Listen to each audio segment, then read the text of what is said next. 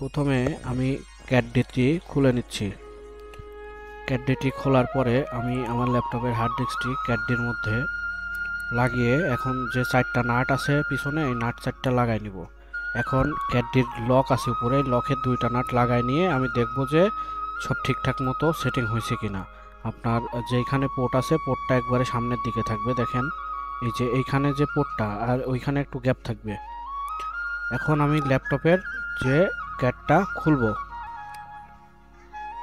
এখন ল্যাপটপের পিছনের দিকে আমি একটা নাট পাবো, সেই নাটটা খুললেই আমার ল্যাপটপের সিডি র্যামটা বের হয়ে আসবে।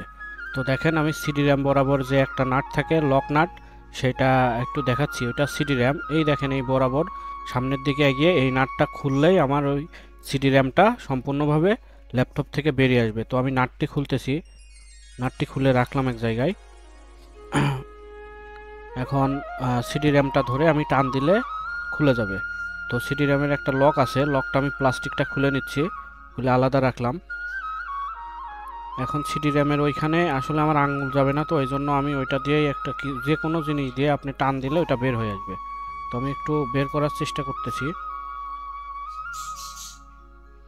দেখেন এখন আমার সিডি র্যামটা বের হয়ে এসছে।